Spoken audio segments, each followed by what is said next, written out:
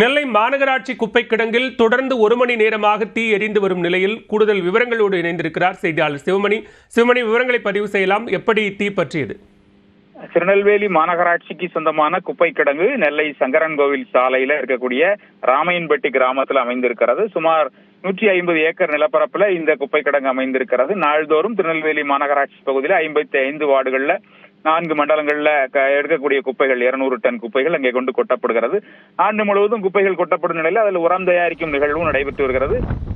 சுமார் 5000 டன்னுக்கு மேல் குப்பைகள் கொட்டி வைக்கப்பட்டிருக்கிறது. காற்றின் வேகம் அதிகமாக இருக்கக்கூடிய நிலையில அந்த குப்பை கிடங்குல திடீரென தீ பிடித்திருக்கிறது.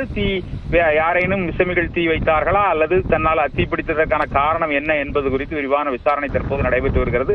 எனினும் தீயை அணைக்கும் பணி அப்படிங்கிறது தொடர்ந்து நடைபெற்று வருகிறது. பாளையங்கோட்டை, பேட்டை மற்றும் திருநெல்வேலி டவுன் பகுதிகளில் இருந்து 3 தீயணைப்பு வாகனங்கள் வந்திருக்கிறது. சுமார் 20க்கும் மேற்பட்ட வீரர்கள் தீயை அணைக்கும் பணியில் ஈடுபட்டு வருகிறார்கள்.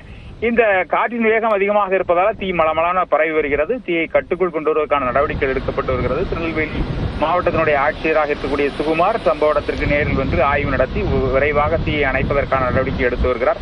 இருந்த போதிலும் கரும்புகை காரணமாக அந்த பகுதி முழுவதும் கரும்புகை சூழ்ந்திருக்கிறது.